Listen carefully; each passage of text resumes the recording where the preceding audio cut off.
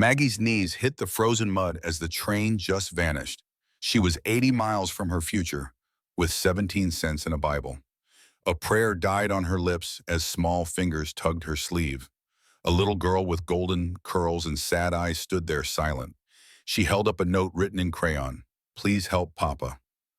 What would you do? Before we find out, subscribe to see all of Maggie's story. And tell me in the comments where y'all are watching from today. Now back to the snow. The station master found her. "Ma'am, you can't stay here. The platform's closing." Maggie looked up, snow heavy on her lashes. "When is the next train north to Copper Ridge?" she asked, her voice strong. He scratched his beard. 3 days, maybe 4, if this storm holds up. "No train Sunday.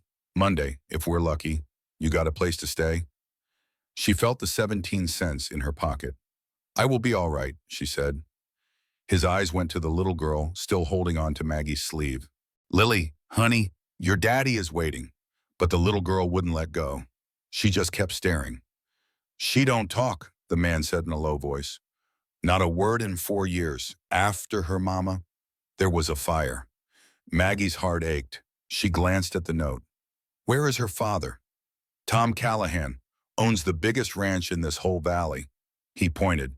"That's him over yonder, by the freight wagon." A broad-shouldered man stood alone, his jaw set like stone. He was just watching his daughter cling to a complete stranger. "Lily," his voice was deep and tired as it crossed the platform. "Come here." The girl's little fingers tightened. "Go on now," Maggie urged softly. But Lily just shook her head, a small and fierce little no. The man walked toward them. Up close, his face was lined with sorrow. He was not old, just looked hollowed out. "Lily, I said come." The girl pressed in closer to Maggie. "I am so sorry," Maggie told him. His voice was cold steel. "She latches on to strangers, always looking for something she can't find." His words hung in the freezing air. "A mother. I'm Margaret Hayes," she said. "Wrong stop. I was heading to Copper Ridge. A man's waiting for me there." She stopped talking, wondering why she shared. "Monday's the next train." The snow fell harder. Lily trembled against her. The little girl just held on tighter. "You got money for the boarding house?" he asked. "I'll manage." He saw a survivor in her eyes. "My housekeeper, Mrs. Pearson, just quit yesterday." He said it like it pained him. "Left me right before winter. Lily needs help." "I need someone to cook and watch her. Your train isn't for 3 days. I'll pay fair wages plus your ticket north. This is a law, not charity, Pablo. I know the difference, Mr. Callahan." For a moment, his hard expression softened. The wall around him cracked. Lily tugged Maggie's coat, her eyes begging. A crinkled note in her hand read, "Please help, Papa." Maggie saw his pride. She looked at the silent child and the train tracks that vanished into the white. Sometimes the wrong road is the right one. "I accept." The ride to the ranch began. The trip took nearly an hour in silence. Lily stayed pressed close to Maggie's side. The girl seemed to know her for years, her small hands always moving. She learned about the world through her fingertips, since her voice was gone. "How long has she been quiet?" Maggie asked softly. Tom's hands tightened on the reins. 4 years, since the fire that took her mother. His jaw was tense. Sorry doesn't bring people back. Maggie knew that pain well. She had tasted that same kind of bitterness in her own life. "Mrs. Pearson was with us before Lily was born," Tom finally said. "She's 68 with a bad heart. The doctor told her to find a warm climate. Her daughter lives in California, so I made her go. She had to." His voice got rough. "I told her we would be fine."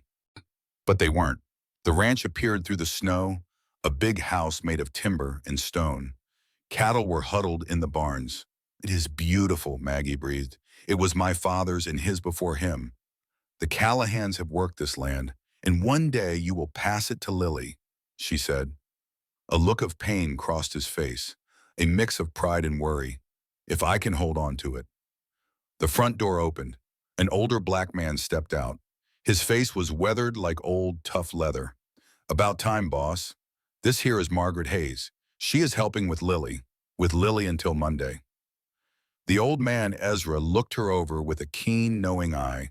He was a man who measured folks by their deeds, not their words. He tipped his hat. "Ma'am, I'm Ezra. Been here since the boss was just a boy." He smiled. "Just call me Old Ez. Mr. Mallister was my daddy's name." "He has been gone 40 years. Lily then hopped down from the wagon. She went right to Old Ez, tugged his coat, and pointed straight at Maggie. "I see her, little one," he said gently. Lily simply nodded, satisfied. "She is slow to warm up to strangers," Old Ez told Maggie. "Like her daddy. Her touching you back at the station? That means a whole lot." "Maybe," Maggie said. "Or children see truths grown-ups choose to ignore." Tom carried her bag to the house. His shoulders were rigid, his walls back up. Maggie followed Lily inside a house that was both beautiful and broken. Expensive furniture was covered in dust, the curtains drawn against the day. A grandfather clock was stopped at 3:47. Maggie wondered if that was the moment Rebecca died and time stopped for this sad family. Tom gave a tour without feeling. Kitchen, pantry, Lily's room is upstairs, yours is across the hall. Notes are inside. He set her bag down. "I have supper at 6. Lily eats well before then. She does not care for crowds." "Crowds? More than 2 at the table is a crowd. The ranch hands eat in the bunkhouse. Sometimes Old Ez joins. And you?" "I eat alone." "That sounds mildly lonely." His eyes met hers and something flared. "Loneliness is safer, Mrs. Hayes." He left before she could say another word. Maggie stood in the room alone. She had known men just like him before. Men who would sooner drown than admit they needed a hand. A soft knock came then. Lily stood there, holding up a worn-out rag doll for Maggie to see. "And who is this?" Maggie knelt to her level. Lily pointed to the doll's dress. The name Button was stitched on it. Lily nodded that her mama had made her. "Your mama must have loved you so much." Lily nodded, clutching the doll tightly. Maggie whispered, "My own mama is gone, but I still talk to her in my heart." Lily's eyes widened. "See? Then she is not truly gone. She lives in here." She touched her heart, then her head. "Love does not die, it just changes." Lily placed her little hand on Maggie's heart, then took her by the hand. She led her downstairs to the kitchen where Maggie felt she belonged. Even in this quiet house, she tied on an apron and felt a sense of calm. Mrs. Pearson left clear notes, listing out all of Lily's favorite foods. She included Tom's favorites and how to work the finicky old stove. A final note said, "Mr. Callahan is a good man, just lost in his grief. Lily needs you. Please try by." Maggie read the words a second time. She tucked the note in her pocket. Lily was at the table drawing with charcoal. Her small hand moved with confidence, making shapes that became people. "What are you drawing?" Maggie asked. Lily showed her a man, a girl, and a woman, but the woman's face was blank. "Is that your papa and you?" Lily nodded, then she pointed straight at Maggie. Maggie's heart just ached. "Oh, honey, I cannot stay." Lily's face crumpled. She shook her head hard, clutching the picture to her chest. "I have to get to Copper Ridge." Just then, the kitchen door banged wide open. A man walked in, and it was not Tom. This one wore a fine coat and polished boots. His smile was cold as a winter morning. He had slick hair and a handsome, hard face. "Well, well, what have we here?" he drawled. Lily scrambled to hide behind Maggie. "Can I help you?" Maggie's voice was steady. "Victor Harlan," he said, offering a hand. "I own the bank in Clearwater." Maggie did not take his hand. Something felt wrong. Her gut screamed a warning. "Mr. Callahan is not in the house at the moment." "I know." Victor's smile grew wider. "I came to speak with whoever is in charge here." "That would be you?" he asked. "I am just temporary help," Maggie answered him. "Ah, so Elizabeth finally left." He stepped closer, his eyes making her skin crawl. "And where did Tom find you?" "The train station." His laugh was sharp and ugly. "Tom Callahan, picking up strays." "I am not a stray, sir," she said firmly. "I am a widow, delayed by the storm." "A mail-order bride?" he sneered. "How desperate." Maggie stood up taller. "Did you need something or just come here to be ugly?" His smile flickered. He was not used to being challenged. "I came about Tom's loan. It is due next week, the full amount, no extensions." He slowly pulled on his gloves. "This ranch has been in his family for ages." A shame if he lost it over money. I am sure Tom knows what he owes. Does he? He's been distracted since Rebecca passed. She was a beautiful woman.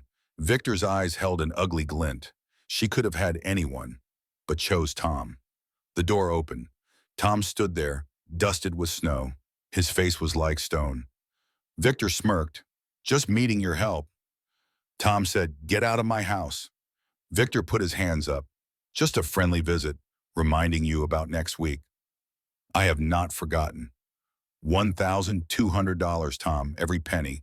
Victor went to the door. Beside Tom, he whispered, you could make this go away. Sell me the ranch. Take the girl and start over. This is my home. It was. Now it is just a debt. Victor put on his hat. Think on it. Then he was gone. Tom stood frozen, his fists clenched. That man, Maggie said, is a snake who wants this land. Tom's voice was flat. He wanted to marry Rebecca. She chose me. He never forgave us. About the loan, a bad winter 2 years ago, I lost half my herd and had to borrow.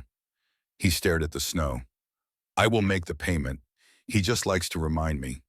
Lily appeared from behind Maggie. She quietly slipped her hand into her father's. Tom's face softened. He knelt and hugged his daughter. I'm sorry, little one. Mr. Harlan will not bother you again. Lily pulled back and pointed to Maggie. What about her? She is leaving in 3 days. His voice was gentle, but the words felt like stones. Lily's face crumpled. She ran upstairs, and a door slammed. Tom never looked at Maggie. Supper is at 6, he said, and then he walked out. Maggie made a simple meal, stew and biscuits. The kitchen soon filled with warmth. As the sun set, Lily crept downstairs. Her eyes were red from crying. She sat and watched Maggie cook with wonder. Would you like to help me? Lily nodded. Here, stir this real slow. Maggie guided the girl's small hand. The girl's face changed. Her sadness was replaced with concentration. You are doing wonderfully. Your mama would be so proud. Lily looked up at her. For a second, Maggie thought she might speak, but the moment passed. Old Ez appeared in the doorway. He watched them for a long moment, his face quiet. Smells like heaven in here, he said. It has been a long time. Please join us. I appreciate it, ma'am, but Lily could use the company, and I would like to hear about you. Of the place. Old Ez saw Lily patting the chair next to her. Well now, when the little place gives an order, he chuckled, taking a seat, I reckon I better listen. And Lily gave the first real smile Maggie had seen. Tom walked in at 6 sharp. He froze in the doorway, taking it all in. Old Ez at his table, Lily sitting close to someone, and the whole house smelling of a good meal. It felt like home again. Boss, Ez nodded. Mrs. Hayes here insisted. I'm not blaming anyone. Tom's voice came out rough. I'll go wash up. He came back with his hair damp, looking a little less guarded. They all ate together. Old Ez told stories of Tom's daddy, of building the ranch and fighting the hard times. Lily hung on every single word. Twice she nearly let out a laugh. No sound came, but her face lit up like a sunrise. Tom just watched, seeing this woman bring his little girl back to life in less than a day. Where'd you learn to cook like this? Ez asked, getting his third biscuit. My daddy taught me on our farm back in Missouri, Maggie smiled. He always said food was love you could taste. Smart fella, Ez said. He was the best man I knew. Was? Tom's voice cut in. Fever took him 2 years ago, she said, her voice even, after Momma remarried. Her new husband, he was cruel in ways folks couldn't see. Old Ez grunted. He understood the kind of hurt that don't leave a mark. So you ran, Tom said flatly. No, she said. I chose a different life. Running is fear. Choosing takes courage. Maggie met his gaze. I answered an ad from a man in Copper Ridge. I don't know if he's a good man, but staying there was a slow death. I had to take a chance. Tom was silent for a long time. The train comes on Monday, he finally said. I know. 3 more days. Just then Lily reached out and grabbed Maggie's hand. Her little fingers held on tight, saying everything she couldn't. Don't go. I have to, sweet girl, Maggie whispered back, though her own heart was now in doubt. Later that night, Maggie sat alone in the quiet kitchen. Her mind was just a whirl of thoughts. She heard footsteps. Tom was in the doorway, holding 2 tin cups. Coffee, he said simply, sitting across from her. It was the first time he'd done that. He set the cups down between them. I need to apologize. Maggie looked up, surprised. I've been hard, he struggled. You didn't deserve that. You're just protecting yourself. I understand. You shouldn't have to, he said. You're more than... Tom's jaw tightened. Lily hasn't connected with anyone since Rebecca. The doctor tried. Everyone tried. Nothing worked. He gripped his coffee cup. She just met you, and now she's drawing you right into our family. Maybe children see the truth of things, and we adults forget how to look. After a long silence, Maggie spoke softly. Tell me about Rebecca. Tom went rigid, but then the words tore out of him. She was my everything. She was sunshine. She saw the good in everyone, even tried with Victor. She used to say that broken people needed the most kindness. Maggie just waited. The fire, Tom's voice cracked. It was my fault. I left a lantern in the barn. She got Lily out, but went back for a quilt. A stupid quilt. The roof collapsed. I heard her scream my name. I tried to reach her. Lord knows I tried. He held up his left hand. Maggie saw the twisted, scarred skin. This is what I have to show for it. She still died. That wasn't your fault, she whispered. An accident is a tragedy, not a fault. It makes no difference when you're the one who caused it. Maggie reached across the table and gently covered his burned hand. It makes all the difference, she said. Fault is when you mean to do harm. You loved her more than life itself. You didn't cause this, Tom. You survived it. He trembled, staring at her hand on his. Why are you here? He finally asked. I don't mean this town. I mean here in my kitchen, acting like you care. Because you don't feel like a stranger, she said. I recognize this kind of pain.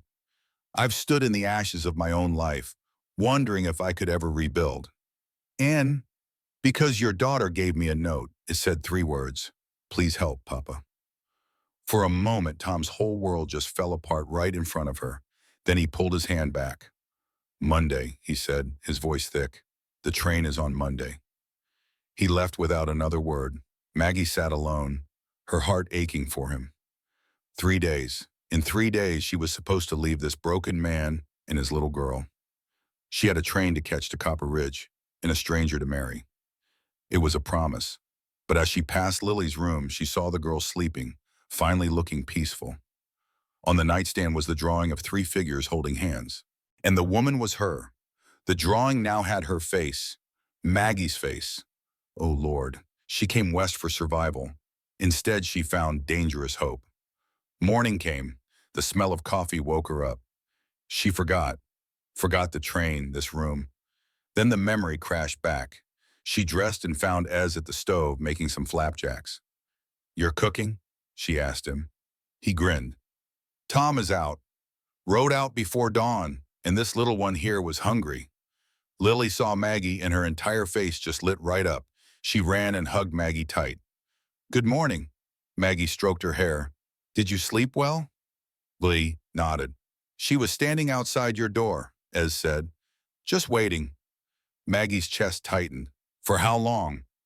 Near an hour. Lily pulled Maggie to the table, pointing to her own chair. That's your spot, Ez chuckled. So they all ate together. Ez told stories about the ranch's very first hard winter. Lily listened to him, completely captivated by his words. She would touch Maggie's hand, making sure she was still there. Later, Lily brought down a worn leather book for Maggie. Maggie opened it up. The pages were full of raised little dots. Is this Braille? Lily nodded. Did your mama teach you? No, Lily pointed at herself and then she mimed writing. I do not know Braille, honey. For a moment, Lily's face fell. Then she took Maggie's hand and showed her the patterns. Together? Lily's smile was the answer. Old Ez just watched. He caught her eye, shaking his head slowly. 4 years. She has not shown that book to anyone, not even to Tom. Rebecca was teaching her. After the fire, Tom just could not. Maggie looked down at Lily. Then we will learn it together. They spent the morning tracing patterns, going page by page. Lily learned so quickly, her hands moving with new confidence. Raised dots. By noon, she could write her own name. When Tom came in, snow on his shoulders and a weary look on his face, he found them together over the book. He stopped cold in the doorway. "What is that?" Lily held up the book, just beaming. But Tom's face went white. "Where did you find that?" "She brought it to me," Maggie said gently. "She wants to learn." "No." The word was sharp as a spur. "Put it away." Lily's smile just crumbled. She clutched the book to her chest. "Tom," Maggie said, standing up slow, "the girl needs this. She doesn't need to be reminded of what she lost. She needs a connection to her mother. This is how Rebecca lives on, through what she taught her. You don't know what you're talking about. I know what grief does. I know how it can eat a person alive." Maggie stepped closer. "And I know that little girl has been carrying that book for 4 long years, waiting for someone to finish what her mama started." Tom's hands began to shake. Lily walked right up to her father. She took his burned hand in hers and placed it on the open book. Then she looked up at him with Rebecca's eyes, and Tom just broke. A sound tore out of him, half a psalm and half giving in. He dropped to his knees and pulled his daughter into his arms. "I'm sorry," he whispered into her hair. "I'm so sorry, little one. I didn't know how to keep going without her. I didn't know how to help you when I couldn't even help myself." Lily wrapped her arms around his neck and just held on. Maggie turned away, giving them their moment. She found old Ez on the porch, faking like he was mending a harness, his weathered face wet with tears he refused to admit were there. "That's the first time he's cried since the funeral," he said, his voice all rough. 4 years of holding it all in. He didn't forget how. He was just afraid. "Grief's like a wild Mustang," old Ez said, his voice full of hard-won wisdom. "You can't ever break it, but you can learn to ride alongside it. Tom's been trying to outrun his. That can't be done." Inside, Maggie could hear them murmuring. "She'll be all right," Maggie said softly. "She's been all right since you stepped off that wrong train." Old Ez looked right at her. "The real question is, what happens when you finally get on the right one?" Maggie had no answer for that. Later, visitors arrived. A wagon pulled up carrying Reverend Samuel Whitmore and his wife Martha. The preacher was a good-hearted, thin man. Martha was round and warm, and she carried a basket with a checkered cloth over it. "Heard you had a guest," Martha said with a smile, pushing the basket into Maggie's hands. "Brought some preserves and a honey cake. Welcome to Stillwater Crossing, ma'am, even if you're just passing through." "That's very kind of you. Kindness doesn't cost a thing, but it means the world." Martha's eyes twinkled. "Besides, any woman who can get Lily Callahan to smile deserves all the honey cake in these parts." Word sure traveled fast in a small town. Maggie figured she shouldn't be surprised. Tom invited them in, but you could tell he was reluctant to do so. His mood softened in the parlor. "Good to see you, Tom," said the Reverend. "We've missed you." Lily stayed close to Maggie. Martha smiled. "She's taken to you." "You have a mother's heart," she said. Maggie said quietly, "I lost a child." "Oh dear," Martha said softly. "That grief never truly heals." Maggie held Lily's hand. "But love finds a new place." Tom watched her. "Tom," the Reverend said, "Victor Harlan came to see me. He's concerned about you," he said. "He questions if you are fit to raise Lily." Tom stood. "He has no right." "I told him, but he's building a case." "On what grounds?" Lily's silence. "He says she needs city doctors."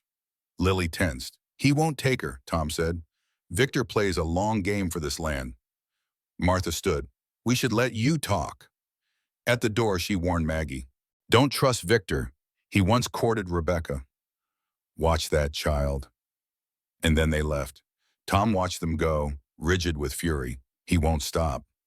What does he want? Control. Our water rights control this whole valley. Grandfather dug the channel 50 years ago. Victor has wanted it ever since. He met Rebecca at a social. She was 17. But she saw his cold heart and chose me. Tom's face. She thought he looked just like a rattlesnake. Pretty on the outside, but poison deep inside. Lily tugged her hand, pointing up the stairs. She's got something to show you, Tom said. I'll check the stock. Lily led Maggie to a room at the end of the hall. The door was shut, but it was not locked. The little girl's hand trembled on the doorknob. You sure, honey? Maggie asked. Lily nodded and pushed the door open. It was Rebecca's room, kept just like a shrine. The bed was still made, a brush lay on the vanity. A woman's hair was still caught in the bristles. Dried flowers sat in a vase near a wedding picture on the wall. The picture showed a younger Tom, not so broken, with a beautiful woman whose smile lit up the whole room. Lily walked straight to the closet. She reached in, pulled out an old box, and set it on the bed. Inside were dozens of letters, all in the same pretty handwriting. Lily handed one to Maggie. Your mama wrote these? Lily nodded. Maggie carefully unfolded the paper. My dearest Lily, I am writing this while you sleep. The doctor says the baby is coming soon. I pray all will be well, but I wanted you to have these words. You are the greatest joy in my life. From the moment you were born, you gave me my purpose. Your father loves you more than he can show. That is just his way. Men like him hold their feelings deep. They keep them locked up safe. But they're there, trust me. If I am not there to watch you grow, remember that love does not die. It just changes. Look for me in the sunrise and in the wildflowers. Look in your father's eyes when he is not watching. I will be there. Your loving mother, Rebecca. Tears welled up in Maggie's eyes. Oh, sweetheart. She pulled Lily close. Your mama loved you so much. Silent tears streamed down Lily's face.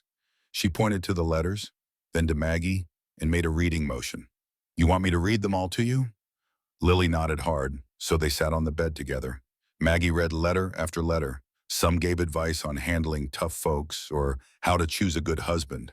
Others were sweet memories, like when Tom proposed, or the day Lily was born. Ordinary, happy days. Rebecca made them all sound extraordinary. But one letter was different. To whoever loves my family after I am gone. Thank you. I know my husband. He will push you away. He will pretend he does not need anyone. That is his fear talking, not his heart. Please do not give up on him. In my Lily, she will find you. She has her father's stubbornness and my faith. Trust her. Children see the truth. Please love them for me. That is all I ask. Rebecca Callahan. Maggie's breath caught in her throat. The letter was not for Lily. It was written to her, to whoever came next. Rebecca had known. Somehow she knew she might not stay, and she had left this note for the future. It was like a torch passed in the dark. Did your papa ever read any of these letters? Lily sadly shook her head. Why not? The little girl pointed to her own heart, then broke it with her hands. He couldn't touch them.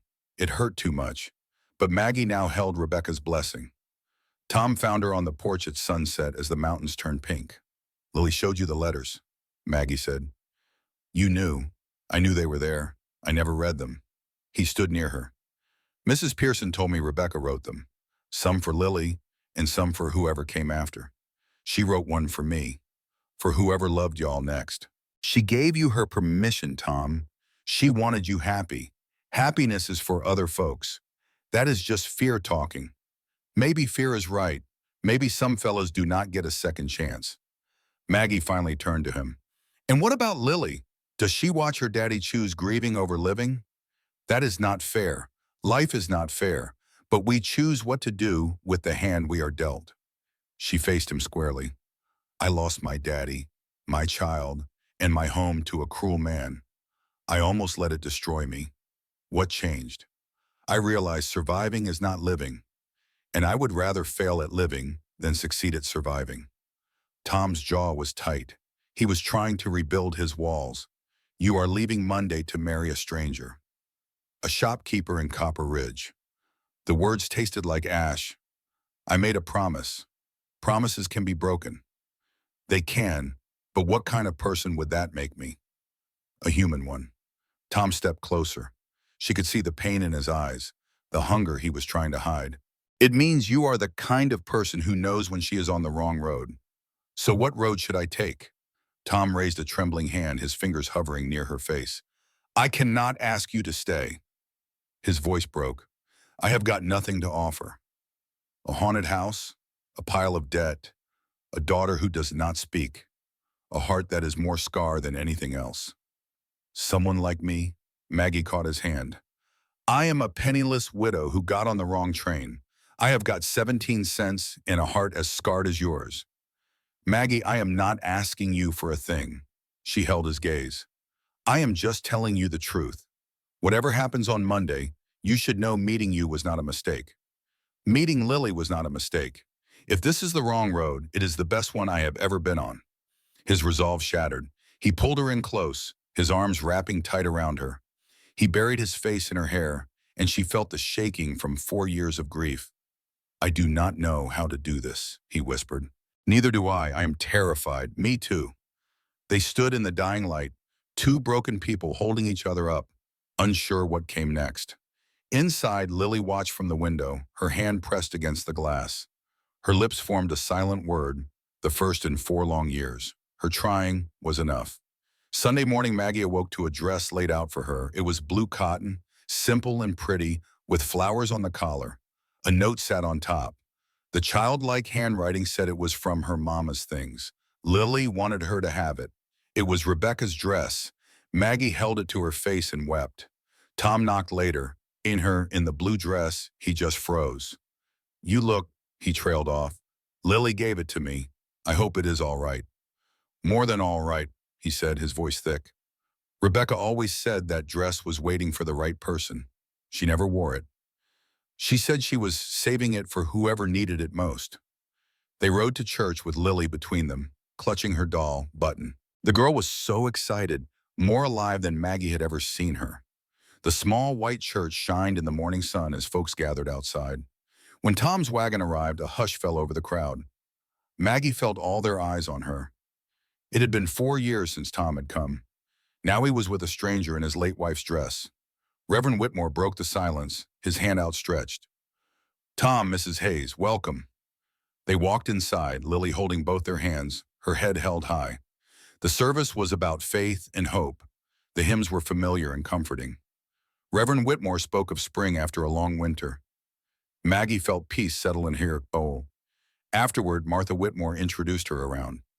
Most people were kind and welcoming, but a few kept their distance, unsure what to make of this mail-order bride. Then one woman approached, looking hostile. I am Clara Heron. She did not offer a hand. Victor's sister. The whole town knows who you are. Clara's smile was pure ice. The poor widow who ended up at the Callahan place. How convenient for you. It was an accident, Maggie said. Was it? Victor said you seemed very comfortable there. Tom stiffened beside her. Your brother insulted this lady in my home, Tom said, his voice cold as a stone. If you are looking for trouble, start with him. Clara's eyes narrowed. I am just concerned for the child. We all are. Lily needs a stable home, not a line of women hoping to trap a rich man. I am not, Maggie started. We know what you are, Clara interrupted. Your kind is not welcome here. This will not last. That will not work. Tom knows his own mind. She turned and left before a word was said. Tom's hand found her arm, steadying her. Pay her no mind, he said quietly. She has been pushing her niece on me since the funeral. She is just mad I refused. So that is it? A competition? For the Harlans, everything is some kind of contest. His jaw set hard. It is all they understand. Lily tugged on Maggie's other hand, her face troubled.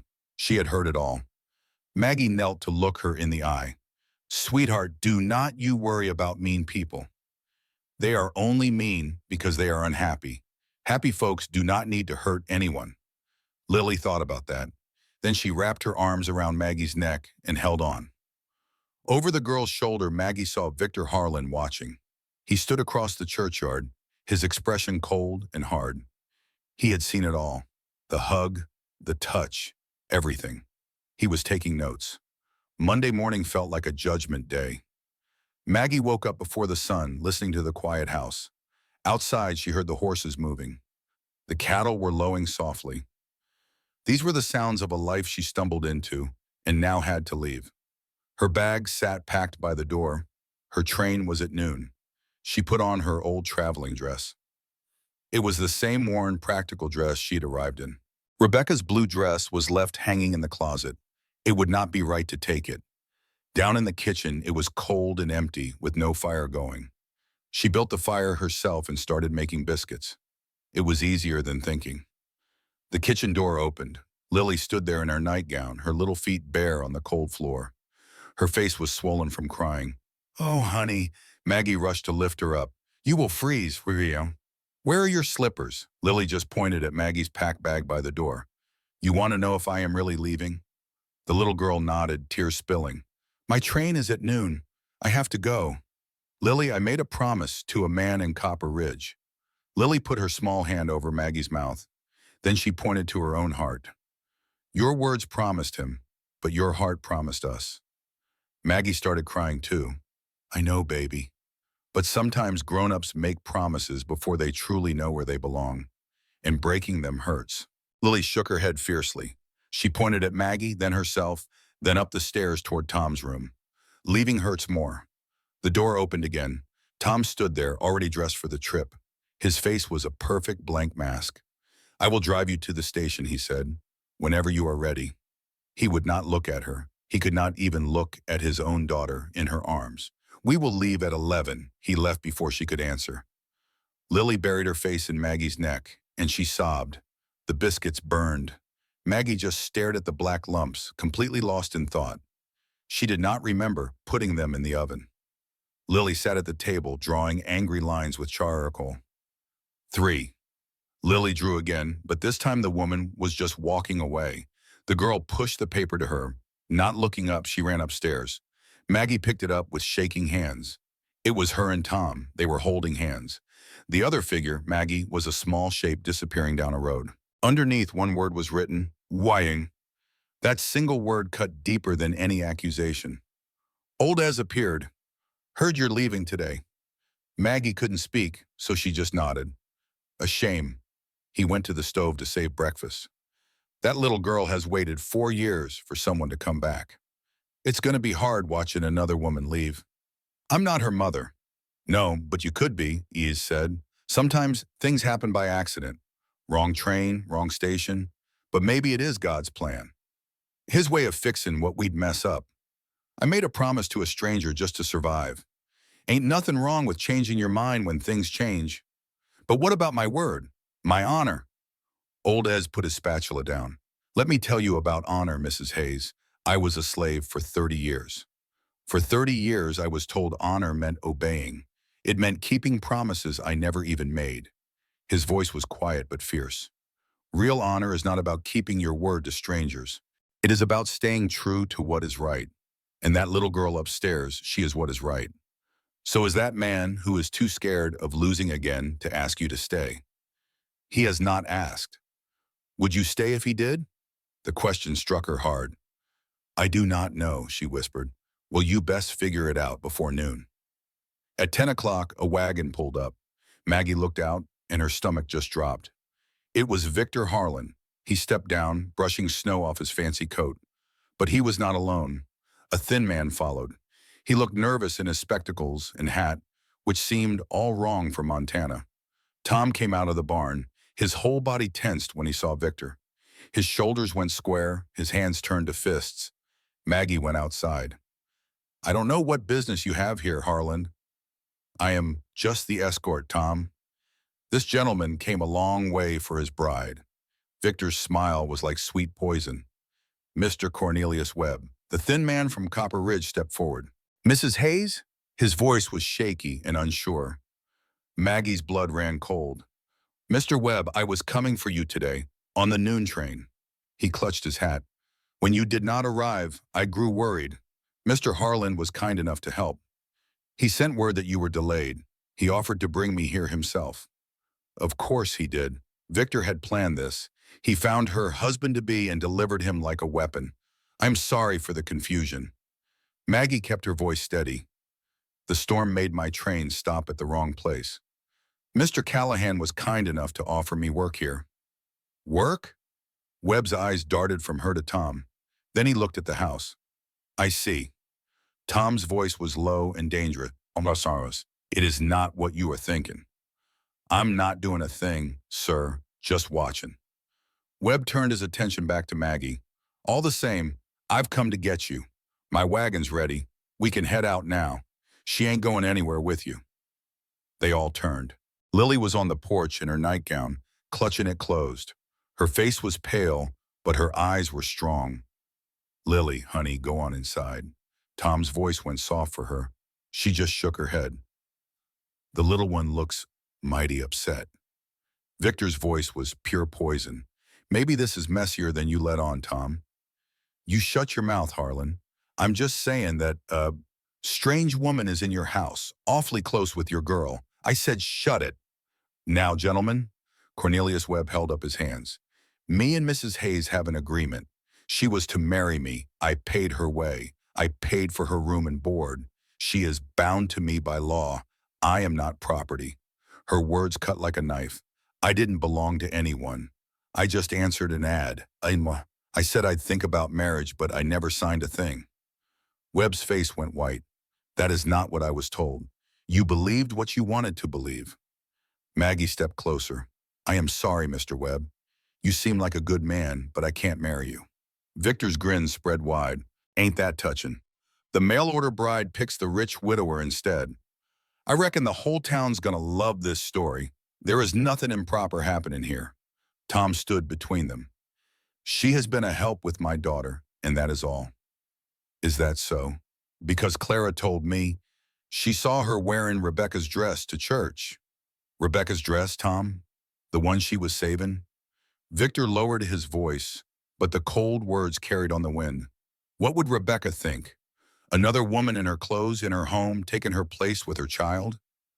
Before anyone could blink, Tom's fist connected with Victor's jaw. Victor fell back against the wagon wheel. Blood trickled from his lip, but his eyes shined with a nasty kind of victory. "Assault!" he yelled, dabbing his mouth. "In front of witnesses.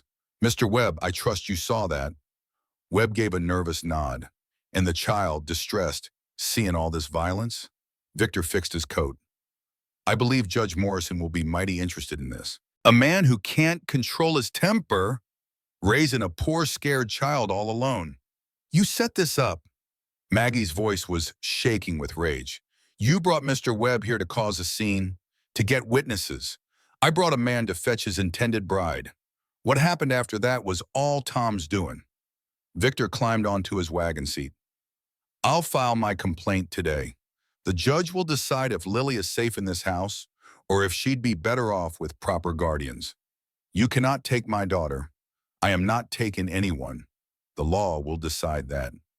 Victor tipped his hat. "Good day to you. I will leave y'all to sort out your family problems." His wagon rolled off. Cornelius Webb just stood in the yard holding his hat, looking lost. "Hayes, Margaret, I don't understand. I just came to Montana for a wife. I'm a simple man. I don't want any trouble." "Then go on home, Mr. Webb. Our deal is done." Tom stepped up and Webb flinched. "The lady said no, you understand?"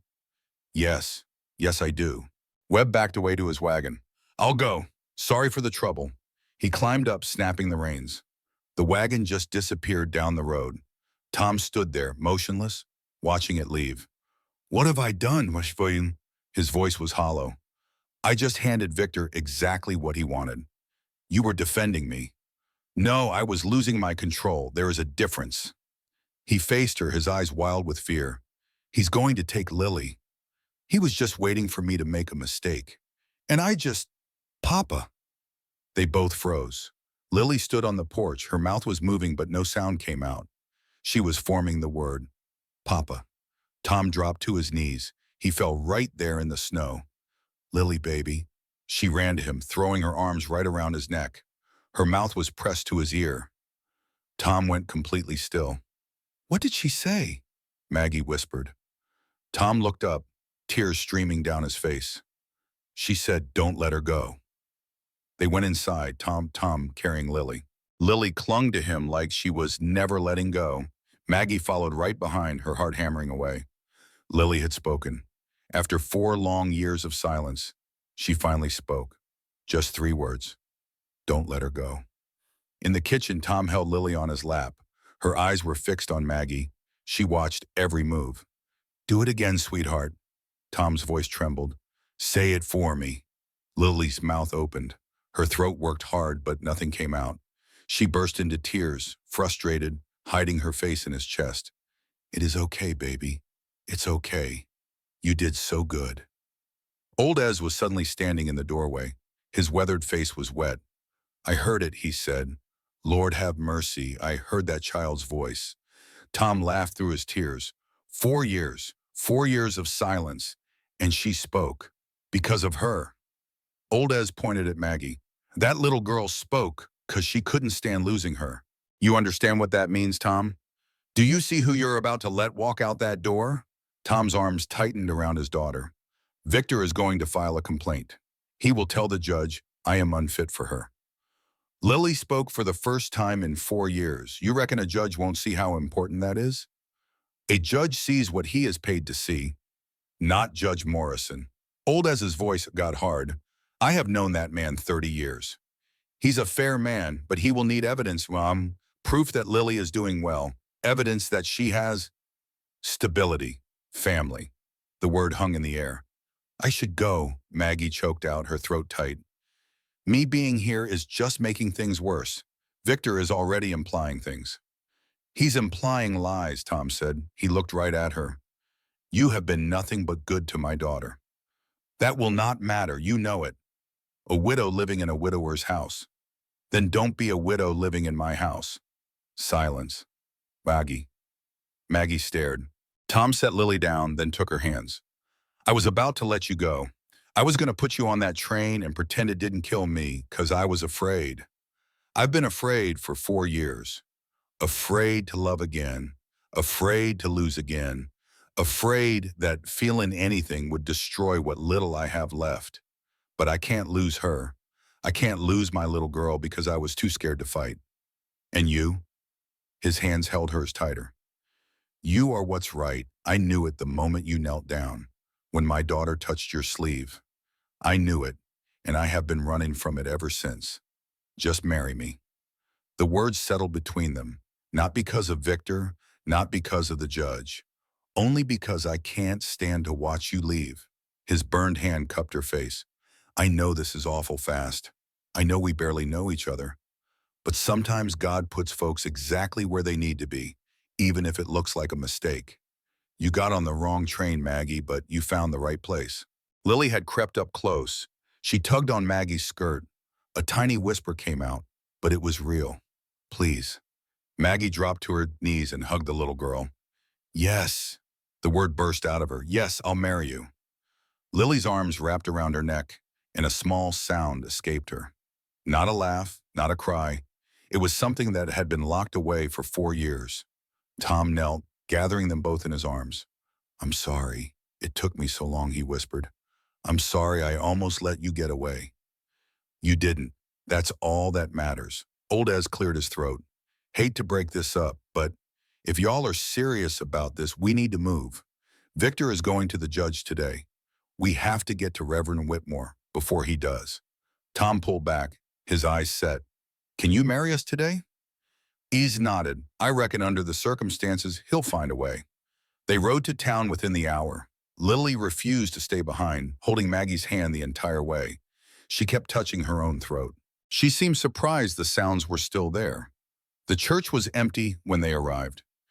Reverend Whitmore was in his study. Tom, Mrs. Hayes, he rose, surprised. What brings y'all here? I need you to marry us. Tom's voice was steady. Today, right now, if possible. The Reverend blinked, then cleaned his glasses. This is surely unexpected. Victor Harlan is telling Judge Morrison I'm unfit, that having you here proves I'm unstable. The Reverend sighed. I knew Victor was planning something. But marriage isn't a legal strategy, Tom. It's a sacred promise. Are you marrying this woman just to protect yourself? Tell him. Maggie's voice cut through. Tell him what really happened this morning. Lily spoke and Reverend Whitmore sat down hard. Her first words in 4 long years were, don't let her go. Tom's voice cracked. She was terrified of losing Maggie. In just 3 days, this woman had done what no one else could do in 4 years. The Reverend repeated it like a prayer.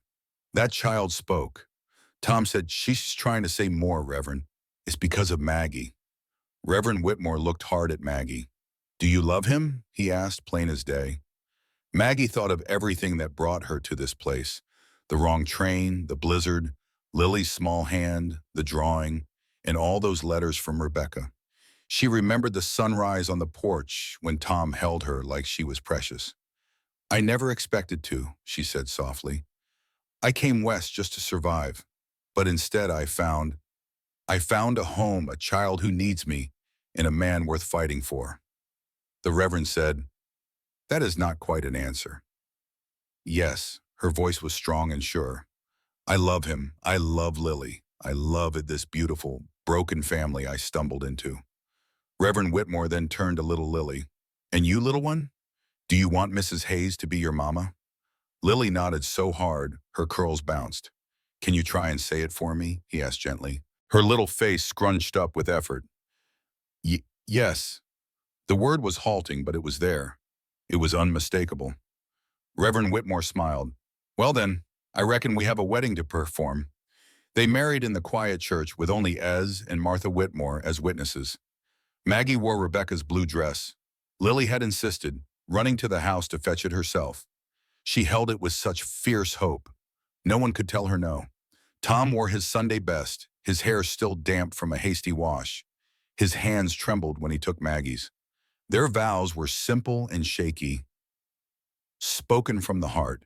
He slipped his grandmother's ring on her finger, and their kiss was a sweet promise of a new beginning. When the Reverend pronounced them man and wife, Lily launched herself at them, wrapping her small arms around their legs. Mama. The word came out clearer this time. Mama. Maggie lifted her up, her daughter now, for real.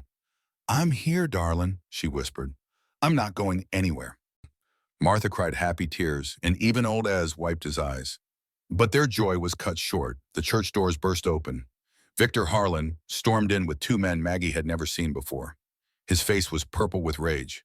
What in the world is this? He roared. A wedding, the Reverend said calmly. A private and legal ceremony. Victor sputtered. She was supposed to be gone from here.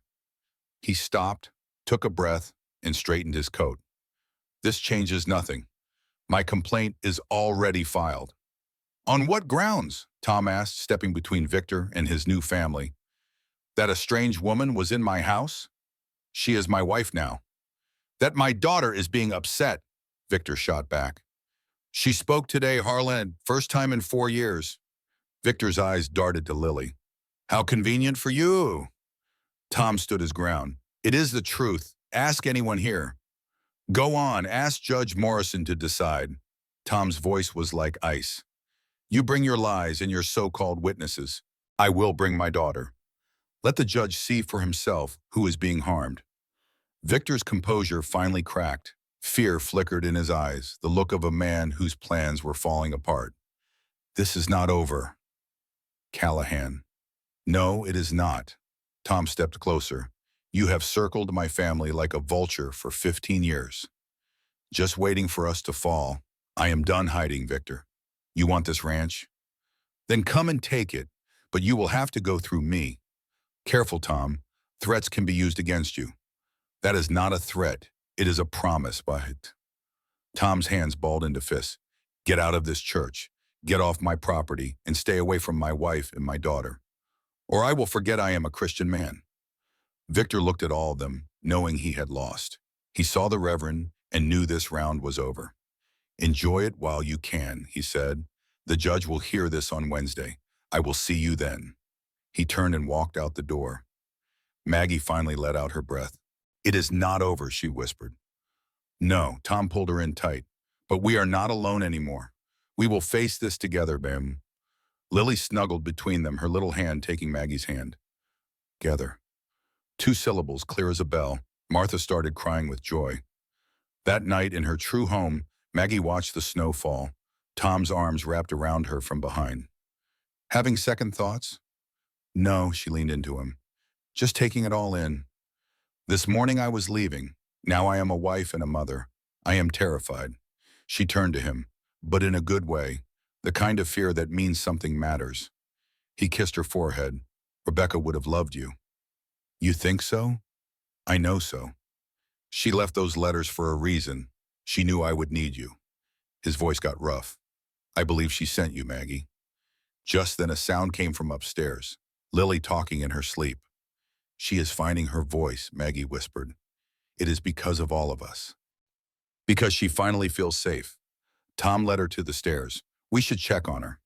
They went up together, husband and wife, and stood in their daughter's doorway. Lily slept soundly. Her doll, Button, was tucked under her chin, her lips moving with dreams. What about Wednesday? Maggie asked. We tell the truth. We show the judge who Lily is becoming. Tom's jaw was set. Then we pray. It will be enough. You sound certain. Maggie looked at her sleeping daughter and her new husband. I got on the wrong train, but it brought me exactly where I was supposed to be. That has to be proof. Maybe something bigger is watching out for us. Tom finally cracked a real smile. When you put it like that, they watched their daughter sleep in the doorway. Soft snow fell over Stillwater Crossing. Everyone was holding their breath for Wednesday. Tuesday was a blur of work and prayer.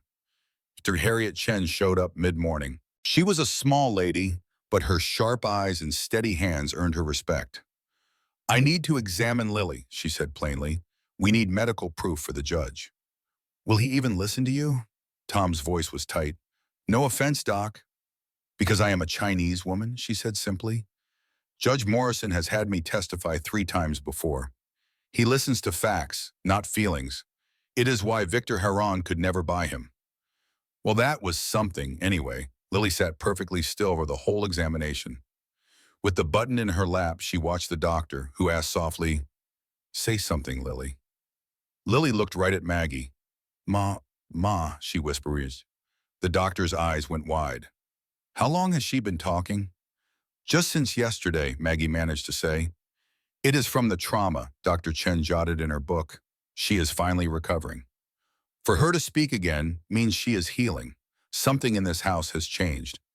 Someone, Tom corrected her quietly. Doctor, Chen looked between the two of them. She saw how Lily held Maggie's hand in the ring. I will testify for you all tomorrow. I will tell him I see a child, silent for 4 years, finally finding her voice. She snapped her book shut. Be warned, Victor Heron will bring his own paid experts. What kind of experts? The kind that say whatever they are paid to, she said. He once offered me a pile of money to say Lily should be put away. I turned him down flat. He will not have forgotten that. Tom's hands balled into fists. He has been planning this for years. The loan, all of it. Dr. Chen gathered her things. Victor Heron does not want your daughter, Mr. Callahan. He wants this land. Your girl is just the tool he is using to get it. Maggie found Tom on the porch later. We are going to win, she said, standing beside him. You do not know that. I know our girl is healing. Any judge with eyes can see it. Victor has bought friends for 20 years. Tom's voice was hollow. What if marrying you just gave him another weapon to use? Then we will face it together. She took his hand. Nothing about this is easy. But fighting with you is better than running alone. That is marriage. Tom was quiet. Rebecca said that once, and when times got hard, he squeezed her hand. She'd be glad you're here. I sure hope so. I know so. That night, sleep wouldn't come. Maggie walked the dark house, ending up in Rebecca's room. She hadn't been back in there since Lily showed her the letters. The wedding picture watched her, Rebecca's kind smile, Tom's younger face. I'm trying, Maggie whispered to the photograph. I'm trying to love them like you did. Silence was her only answer. She moved to the closet and saw Rebecca's dresses. The blue one was gone. Maggie wore it at the wedding, and Lily made her keep it. Her hand brushed the other fabrics. Deep in the back, she found another box, smaller than the first one. She pulled it down and lifted the lid. Inside were tiny baby clothes, little gowns and booties, all brand new, waiting for a child that never arrived. It must have been for Rebecca's second baby. A pain shot through Maggie's chest. She thought of her own baby, carried for 7 months before he was gone. That tiny grave back in Missouri she'd never see again. 2 women, 2 lost babies, now connected by family. I understand, she whispered to the room. I know why you wrote those letters. You had to know someone would come. She closed the box and put it back. When she turned, Lily was standing right there in the doorway. Sweetheart, what are you doing up? Lily padded toward her on silent bare feet. She looked at the portrait, then right at Maggie. Mama, she pointed at Rebecca, then back to Maggie. Mama. Two mamas, both of them real, both loved. That's right, baby. Maggie knelt down and opened her arms. You've got two mamas who love you. One in heaven and one right here. Lily walked into her hug. Scared, she whispered. About tomorrow? Lily nodded. I'm scared too, honey, but we're just going to tell the truth. The truth is a powerful thing. Bad man, Mr. Harland. Yes, he is, but the judge is fair. He'll listen. Lily pulled back, her big eyes searching Maggie's. Stay forever, sweetheart. I promised. Promise strong. Maggie took Lily's little hands in hers. The strongest promise I have ever made. Nothing can break it. Not that man, not the judge, not anything. Lily's face just melted with relief. She leaned against Maggie until her breathing was deep with sleep. Wednesday morning was gray and cold. They put on their best clothes. Tom in his Sunday suit, Maggie in that blue dress, which felt like armor now. Lily wore a white dress, her hair in a tight braid. Old Ez drove them into town. The wagon was too quiet, heavy with what was about to happen. The courthouse was a big brick building at the end of Main Street. Folks were already gathered outside watching. Victor Harlan's fancy wagon was there. His sister Clara stood right beside it. Her concern was fake. Remember, Ole said, no matter what happens, you have people who love you. That's a real blessing. Tom gave a tight nod. They walked up those courthouse steps as a family. The courtroom smelled of wood polish and old paper. Judge Morrison sat on his bench. He was a heavy-set man in his 60s with eyes that saw everything. Victor sat with a lawyer Maggie had never seen. That lawyer wore a fancy suit and had big city manners. On Tom's side of the room sat the Reverend Martha and a few others. It was not many. Victor's influence ran deep. All rise, the bailiff called out. The judge looked over the room. This is an inquiry about the child, Lily Grace Callahan. Mr. Harlan has filed a complaint that Mr. Thomas Callahan is an unfit father. Mr. Callahan disagrees. He gave Victor a long, hard look. This is not a trial. It is an inquiry. I will listen to everyone and then I will make a decision. Is that clear? Yes, Your Honor, both sides answered. Then let us begin. Mr. Harlan, you're up. Victor's lawyer stood up. His voice was smooth as oil. Your Honor, we are here for a vulnerable child. Lily Callahan's mother died 4 years ago in a fire. The little girl has not said a word since. She has had no real help. She's been stuck on a ranch with only her grieving father. That's not, Tom began to say. Mr. Callahan, you will have your turn, the judge said, his voice firm. The lawyer continued.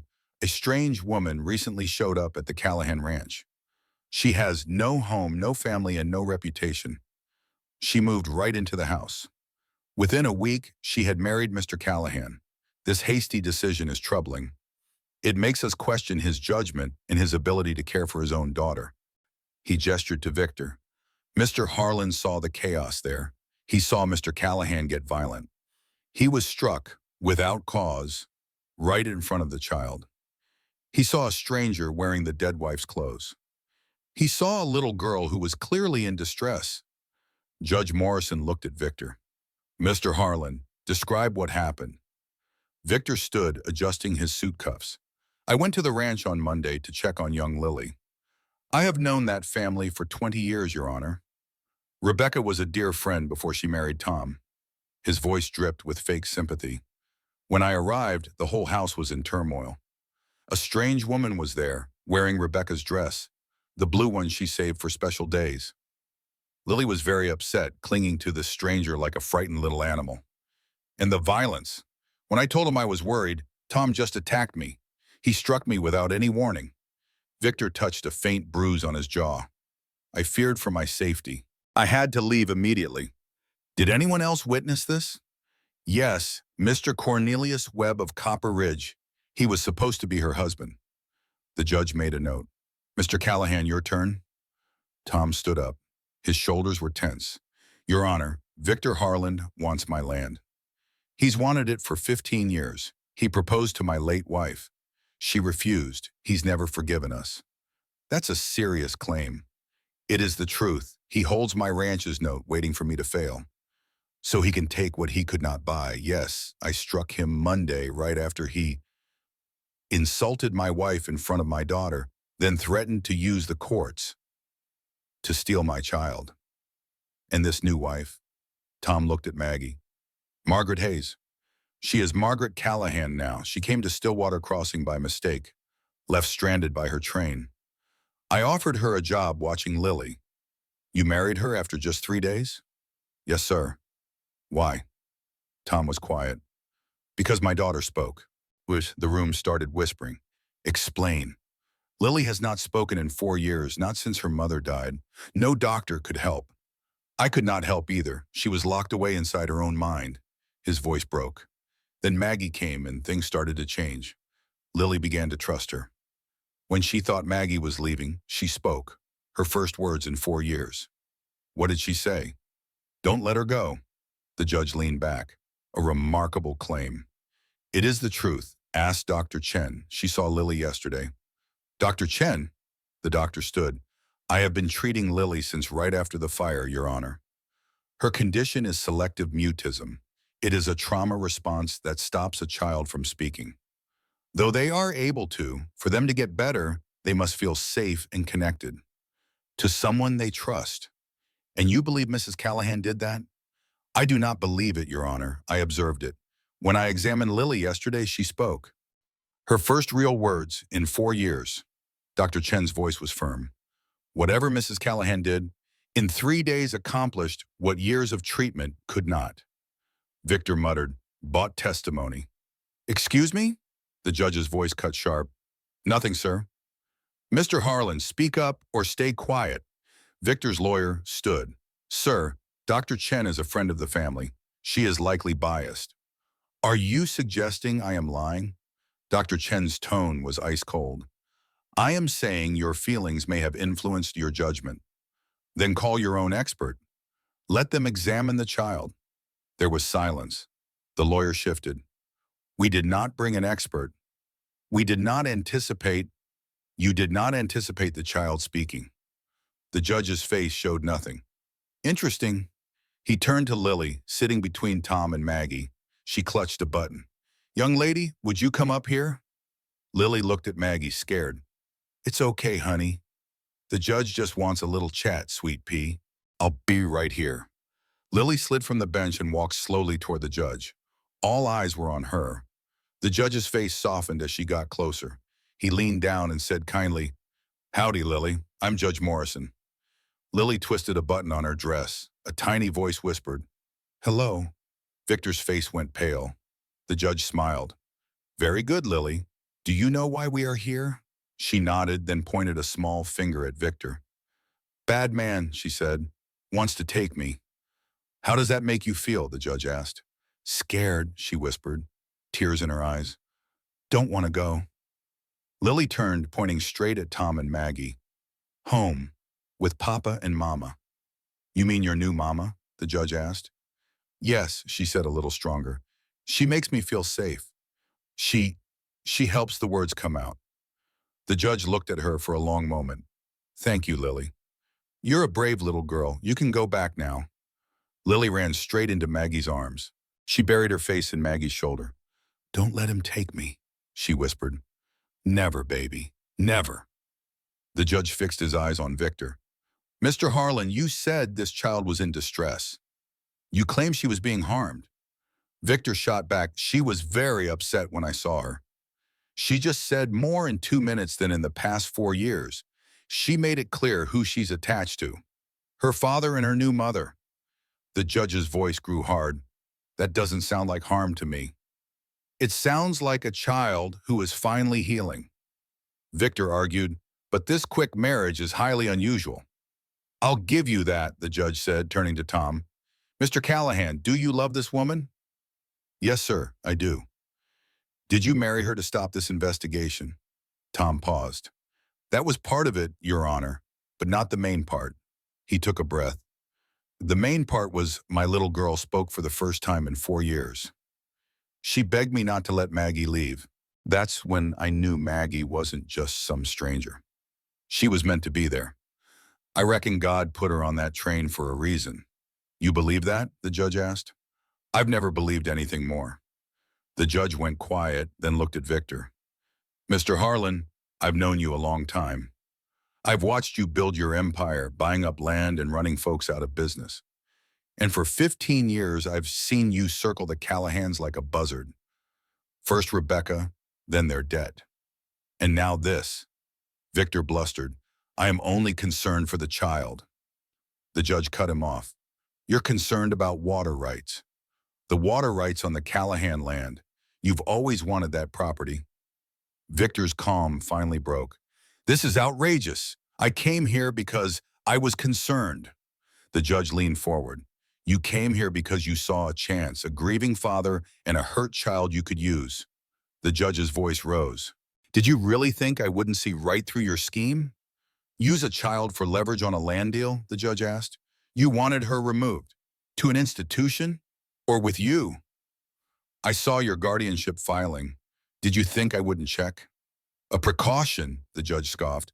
This was a cold-hearted scheme. Declare him unfit. Take his child. Force the land sale.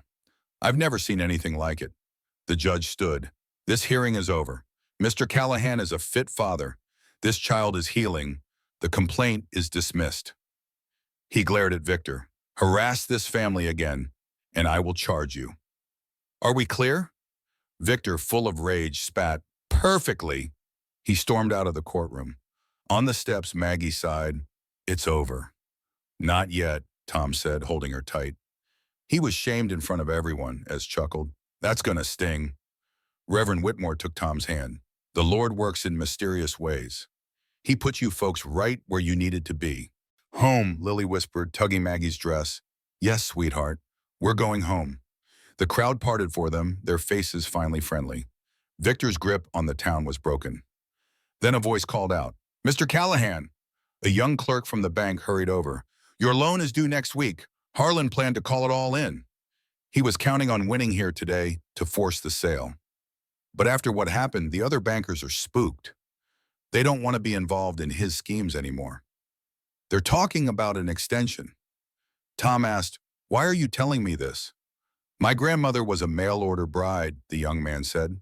She always told me that God puts folks where they need to be. He tipped his hat and left. Maggie looked stunned. I think the tide is finally turning, Tom said. It always does, boss, Ez laughed.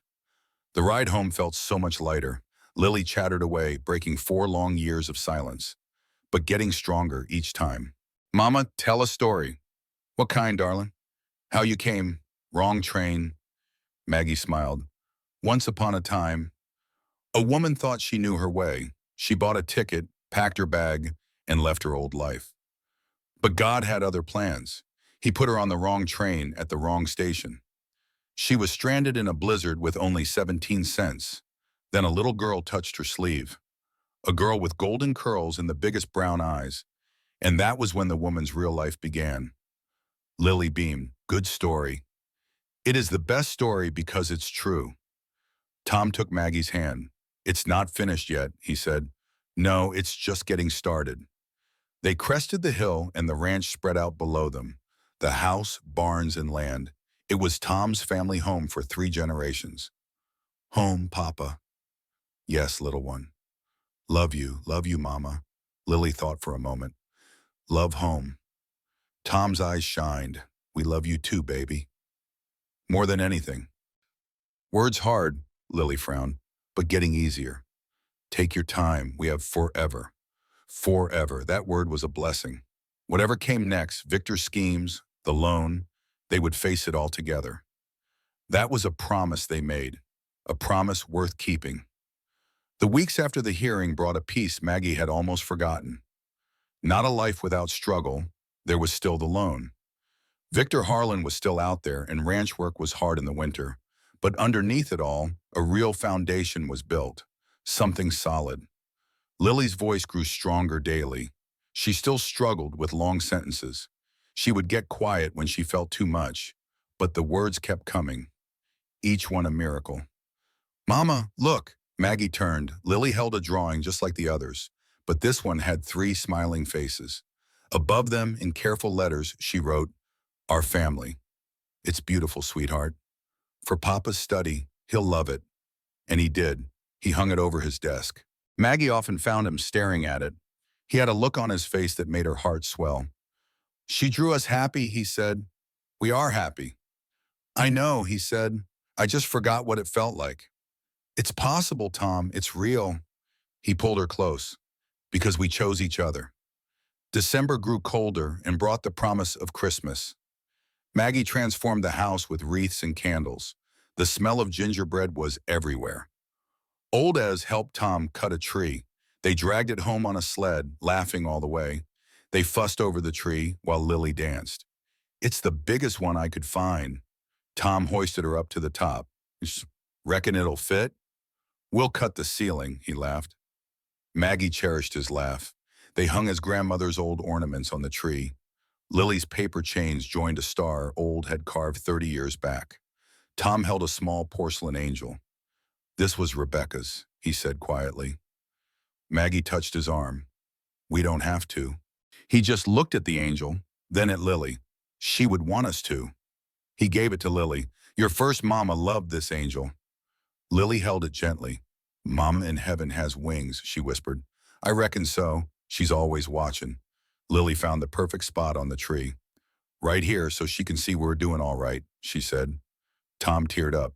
Just perfect. Later, visitors arrived on Christmas Eve. A wagon appeared at dusk. Maggie did not know it, but Tom went stiff as a board. Stay inside, he ordered. Maggie watched him step out onto the porch. Two men got down.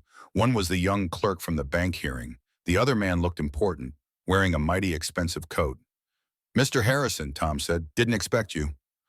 I imagine not, Harrison replied. He tipped his hat. It is cold out here. Tom slowly nodded yes. Maggie opened the door with Lily hiding behind her. The men stomped inside. Ma'am, Harrison said, I am Everett Harrison. Sorry to bother y'all. I own the bank that holds your loan. But I thought Victor Harlan.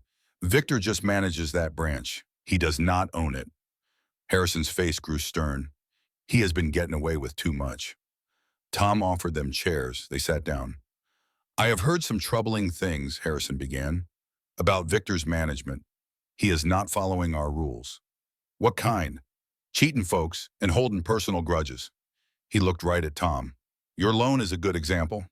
You have never been late, but Victor's been treating you like you are behind. He wants this land. He wants a lot, Harrison said, sipping his coffee. Mr. Patterson here risked his own job to bring this to my attention. Patterson looked uneasy. My grandma always told me to do right by people. I couldn't stand by and watch Mr. Harlan do folks wrong.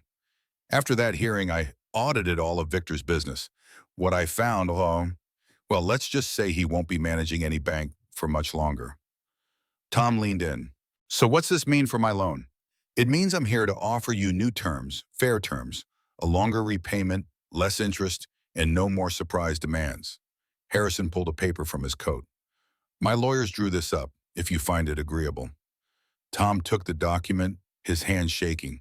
He read it slow and careful. This is more than fair. It's what you deserved all along. It's what Victor should have done years ago instead of squeezing you. Maggie felt tears welling up. Why are you doing all this? Harrison looked her in the eye. Because it's the right thing to do. And because Victor Harlan used my bank's name to hurt good people. His face softened. I also heard about the hearing. A little girl finding her voice after 4 long years.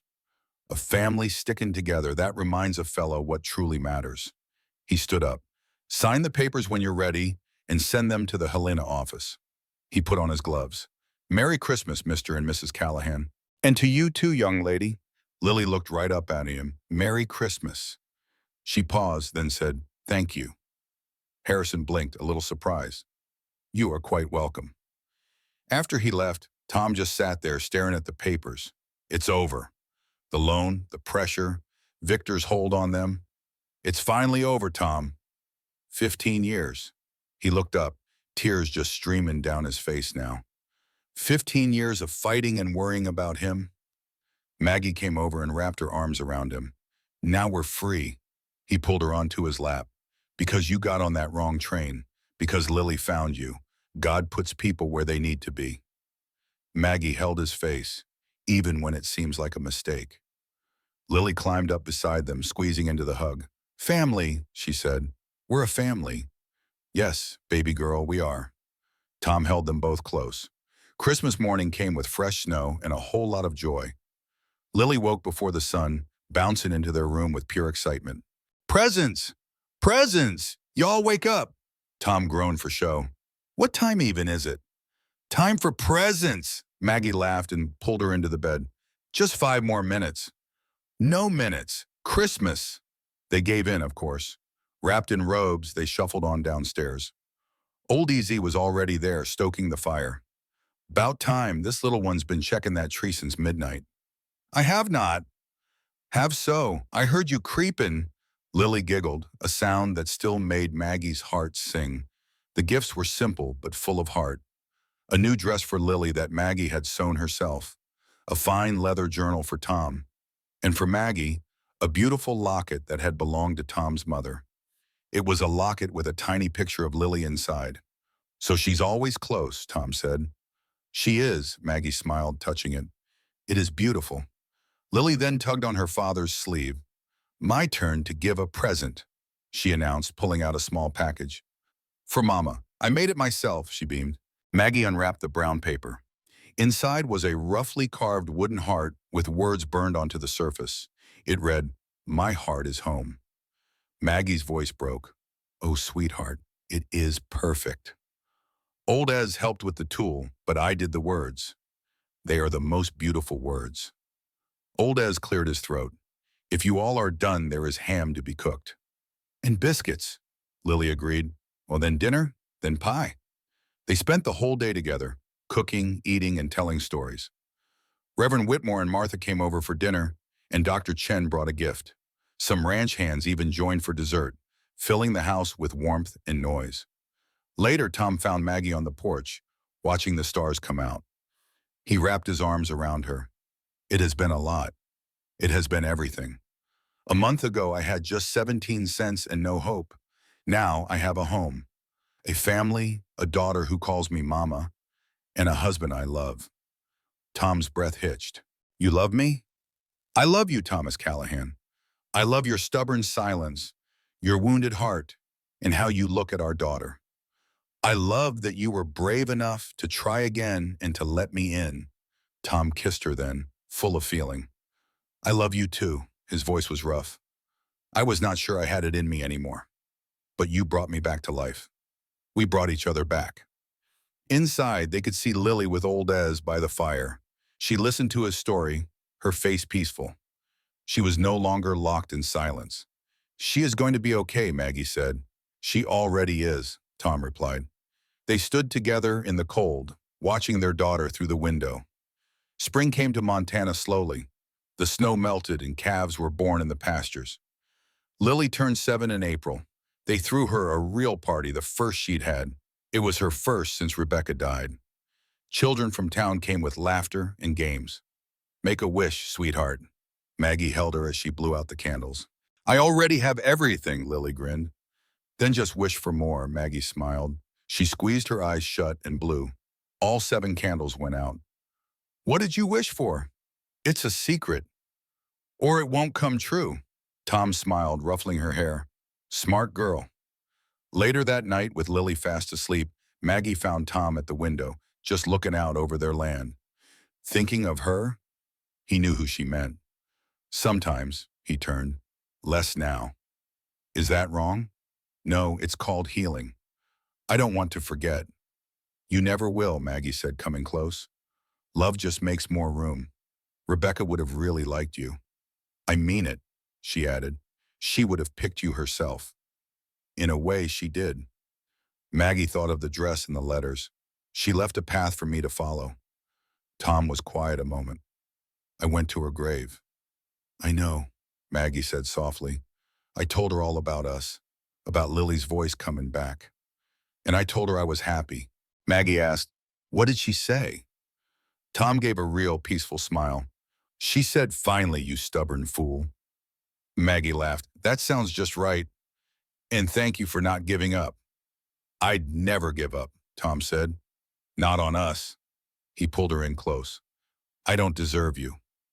Probably not, she teased back, but you're stuck with me now. They held each other in the moonlight, two folks made whole again. That summer, a letter arrived.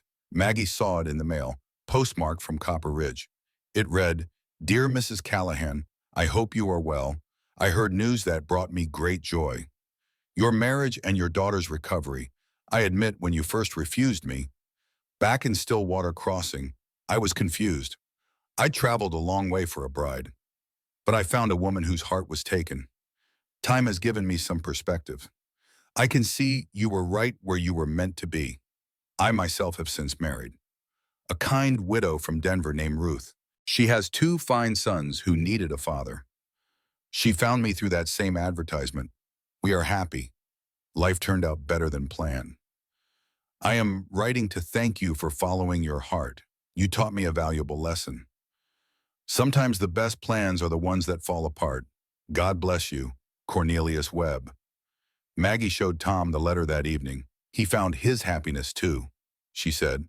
Everyone ended up where they needed to be. Even Victor Harlan, Tom said quietly. I heard he lit out for California starting over. That's more grace than he deserved.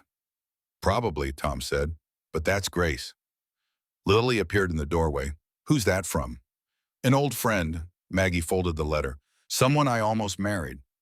Before Papa? Good thing you didn't, Lily decided, 'cause then you wouldn't be my mama. No, darling, I sure wouldn't, Lily agreed. God meant for that train to be wrong so you would find us. Me too. Lily climbed into her father's lap. Old Ez says God has a funny side.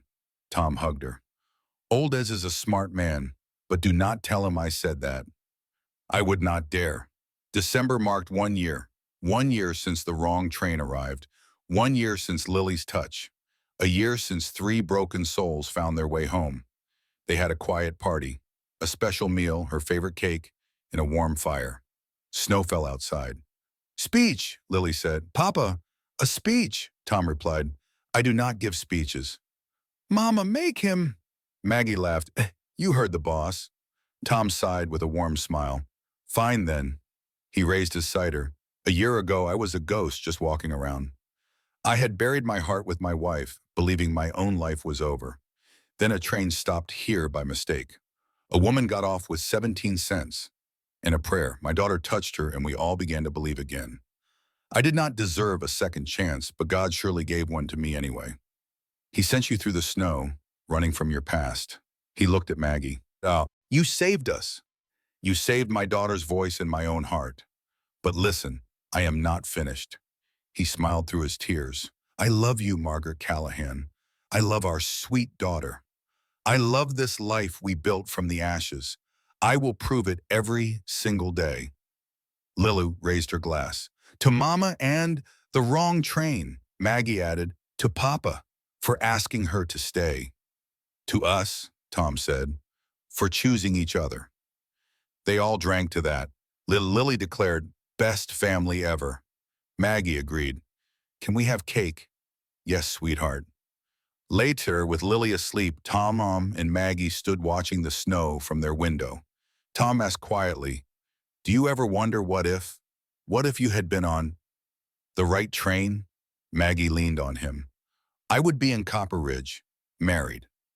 I would be content, I suppose, but not happy. Never this happy. How can you be sure? Because this is where I belong.